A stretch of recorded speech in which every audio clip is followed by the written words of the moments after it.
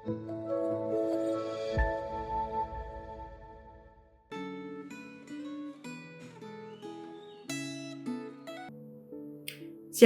saudara. Hari ini kita melanjutkan perenungan kita dari Yosua 4. Saya membacakan beberapa ayatnya, saudara. Setelah seluruh bangsa itu selesai menyeberangi sungai Yordan, berfirmanlah Tuhan kepada Yosua demikian, pilihlah dari bangsa itu 12 orang, seorang dari tiap-tiap suku, dan perintahkanlah kepada mereka demikian, angkatlah 12 batu dari sini, dari tengah-tengah sungai Yordan ini, dari tempat berjejak kaki para imam itu. Bawalah semuanya itu ke seberang dan letakkanlah di tempat kamu akan bermalam nanti. Ayat 19-24. Bangsa itu keluar dari sungai Yordan pada tanggal 10 bulan pertama dan mereka berkemah di Gilgal di batas timur Yeriko. Ke-12 batu yang diambil dari sungai Yordan itu ditegakkan oleh Yosua di Gilgal.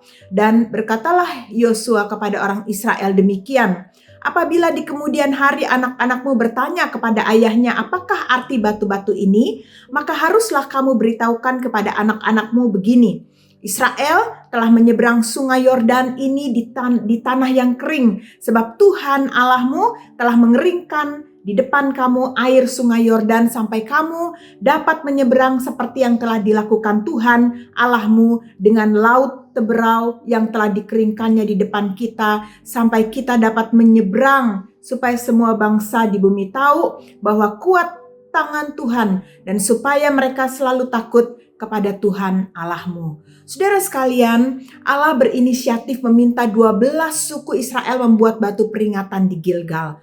Yosua menangkap maksud Allah.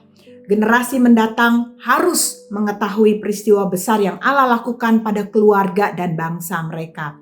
Saudara, batu itu dapat menjadi awal pembicaraan para orang tua kepada anak-anak mereka untuk menceritakan perbuatan Allah yang luar biasa kepada mereka. Saudara, Allah peduli kepada generasi muda. Allah suka meminta kita mengingat dan menceritakan perbuatannya. Tuhan Yesus juga pernah saudara meminta 12 muridnya untuk mengadakan perjamuan kudus untuk mengingat dia di dalam Lukas 22 ayat 19. Lalu ia mengambil roti, mengucap syukur, memecah-mecahkannya dan memberikannya kepada mereka, katanya, inilah tubuhku yang diserahkan bagimu, perbuatlah ini menjadi peringatan akan aku. Demikian juga dibuatnya dengan cawan sesudah makan, ia berkata, cawan ini adalah perjanjian baru oleh darahku yang ditumpahkan bagimu. Dan bagi kita saat ini itu menjadi perjamuan kudus untuk mengingat kasih Tuhan. Saudara, kita juga menggunakan pengingat dalam kehidupan kita hari ini. Ada lambang salib di rumah, ada foto pernikahan, wisuda atau kelahiran, ya, foto-foto itu terpampang di rumah kita, saudara. Ada makam, ya, gundukan tanah yang disemen atau batu nisan di atas sebidang kecil tanah, atau saudara cincin kawin yang kita pakai, ya, di jari kita. Saudara, benda-benda itu tentu saja bukan esensinya. Kita tidak menyembah atau mengabdi demi pelestarian benda-benda itu, ya saudara. Benda-benda peringatan itu hanya menolong kita mengingat kasih dan kuasa Allah atas kita. Karena kita ini saudara manusia terbatas. Kita bisa lupa.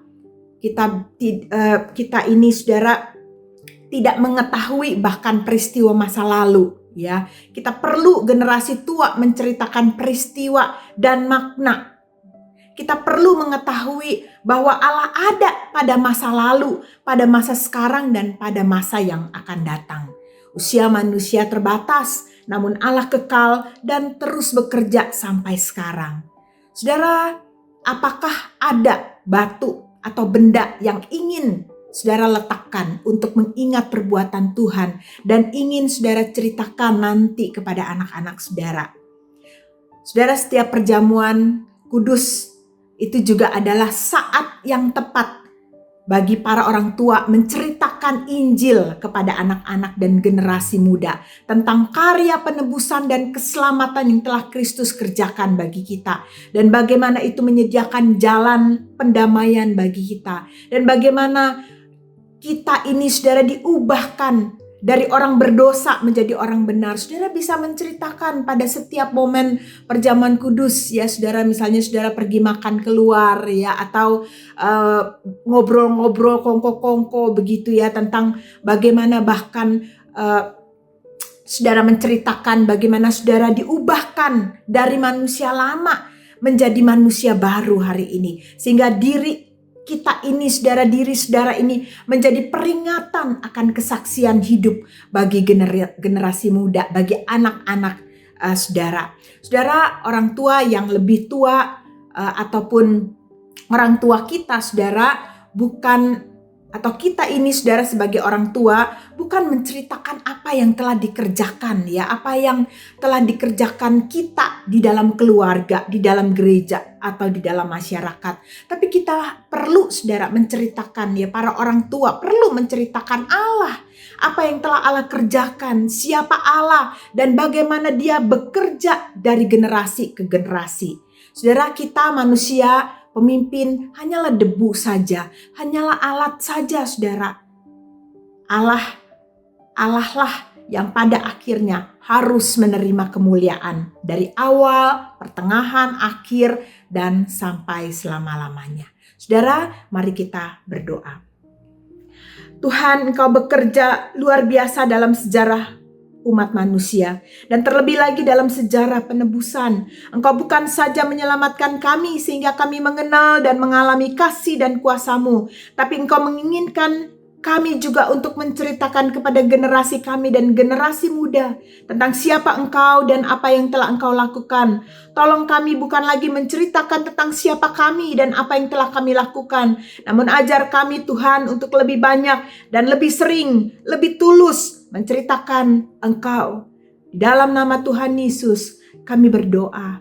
Amin. Tuhan memberkati kita sekalian.